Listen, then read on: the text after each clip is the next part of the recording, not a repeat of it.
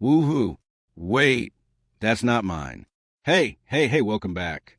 I'm Frank, and today we are talking about the most powerful bank on the planet, JP Morgan Chase. $299 billion in revenue, over 300,000 employees, and apparently a CEO who gives out his personal number and then just forgets to call back. But look, we're not here to talk about lawsuits. We're here to talk about money. Specifically your money, your salary, your life, your soul, at every single level working at JP Morgan.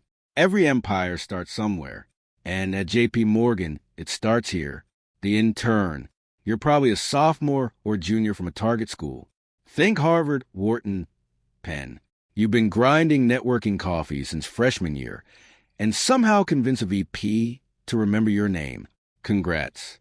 You get paid around $85 to $95 an hour, which sounds amazing until you realize you're working 70 hours a week. That's roughly $30,000 over summer. Not bad for 3 months. But here's the thing. This internship IS the interview. Every single thing you do is being evaluated. Did you format that PowerPoint correctly? Did you catch that error in the model? Did you send that email at 2 a.m. without being asked? Pro tip. Always be the last one in the room, even if you're just sitting there. Presence is a skill on Wall Street.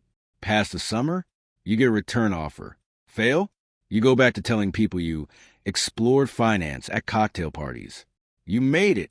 You got the return offer, graduated top of your class, and walked into One Chase Manhattan Plaza like you own the place.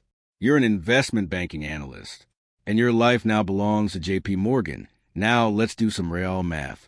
A first-year analyst in investment banking makes about $100,000 to $125,000 base. Add in the bonus, and all in you're looking at $165,000 to $225,000 at 22 years old. Yes, you heard that right. But before you run off and order a Porsche, let's talk hours. You will work between 80 and 100 hours a week. That means if you break it down, your hourly rate is sometimes less than a nurse's. And the nurse gets to leave when their shift ends. Your job as an analyst is basically 3 things. Build financial models, make pitch books, and fix whatever the associate above you didn't catch. You are the engine, and engines don't sleep. But here's why people do it. The exit opportunities. After 2 to 3 years, you can jump to private equity, hedge funds, or go back to business school. The JP Morgan brand on your resume is basically a golden ticket. The chocolate factory, but the candy is future earnings. Survive 2 or 3 years as an analyst, and you've earned your stripes. Welcome to the associate level.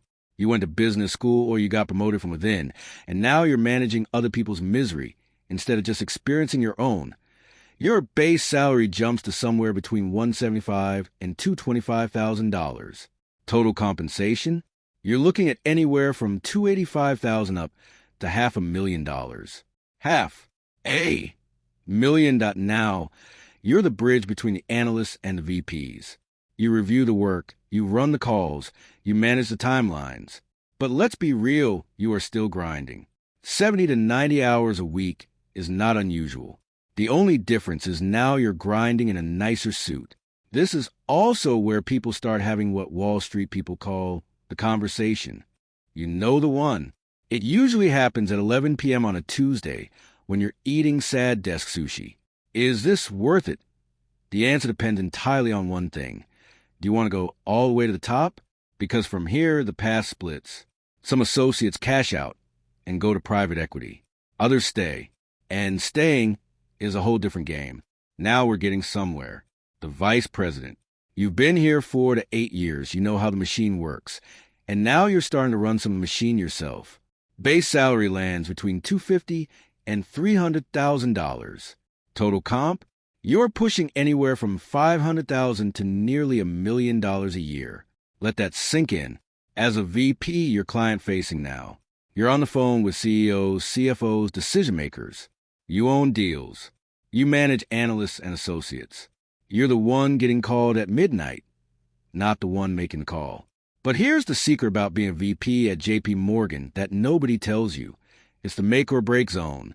VPs who don't develop strong client relationships and start generating their own business, they plateau. And plateau on Wall Street means you are the ones who thrive here are the rainmakers in training. The ones learning to bring deals in, not just execute them. Because the next level, that's where the real money lies. Not every bank has this level, but at JP Morgan, oh, they have it. The director, also called executive director at some firms. You are a very, very senior deal maker who is not quite at the top yet, but you're close enough to smell it. Total compensation here runs from $800,000 to $1.5 million. You're flying business class to client meetings. You're eating at restaurants that don't have prices on the menu, and you have an assistant who manages your assistant. At this point, your skill is relationships. You know people. You've been building your client network for a decade. You're the person who gets a call saying, we're thinking about an acquisition before it's ever in the news. But you still have to prove one last thing to get to the top rung. Can you actually bring home the bacon? Because the managing director above, you didn't get there by being smart. They got there by being indispensable. There are roughly 2,000 managing directors at JP Morgan globally, out of over 300,000 employees. Do that math. That is the top 0.6% of the entire organization. An MD at JP Morgan can earn anywhere from $1 million to $5 million or more in a great year. You are not executing deals anymore. You are the deal. You walk into a boardroom and billion-dollar decisions get made because you are in the room. Your job is simple. Bring in clients, close transactions, and keep the machine fed. If you have a good year, your bonus alone can be multiple millions. If you have a bad year, well, you find out at bonus time over a very awkward lunch. This is a level where the real perks kick in. We're talking executive assistants, company cars, the kind of expense account that makes accountants nervous. You're speaking at Davos. You're getting quoted in the Financial Times. And the funny thing about MDs, most of them don't look like what you'd expect. They're not always the loudest in the room.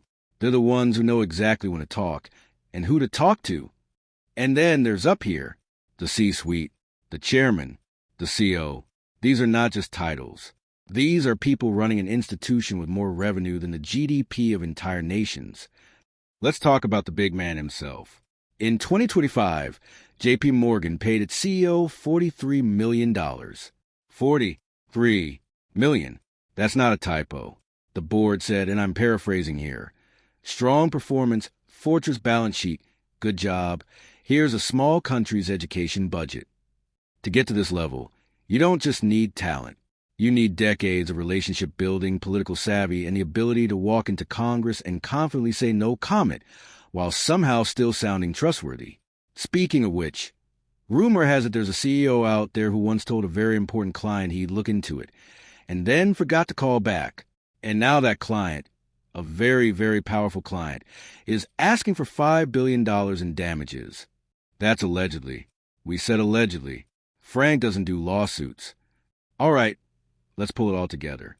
Here's your JP Morgan career ladder. Now, here's what nobody tells you when they talk about these numbers. Most of the people who start as analysts at JP Morgan do not reach managing director. The pyramid is real. The competition is real. And the toll on your personal life? Also very real. But here's the thing, and this is the part that actually matters. You don't have to climb all the way to the top to win. Exit opportunities from JP Morgan at every single level are extraordinary. 2 years as an analyst, and you can pivot to private equity, hedge funds, startup finance. 5 years as a VP, and you can go run finance at a tech company making great money with a normal human schedule. JP Morgan is not just a job. It's a credential. It's a launch pad. It's a story you tell for the rest of your career. So, do you want to work at JP Morgan? It's one of the most prestigious, well-paying, demanding institutions on earth. The hours will test you. The culture will shape you. And the comp? Well, you just saw the comp. Whether you're dreaming about that analyst seat or already grinding your way up the ladder, the most important thing is understanding the game before you play it. And that's what we're here for. I'm Frank. This has been your breakdown of every level at JP Morgan. If this helped you, smash that like button. It literally costs nothing, and it means the world. Subscribe if you want more of this, because next week we're going deeper into what Goldman Sachs looks like versus JP Morgan. And hey, if you're Jamie, subscribe, like, comment. Which level are you aiming for? Check out my other video if you want to learn why every millionaire has a G-Wagon.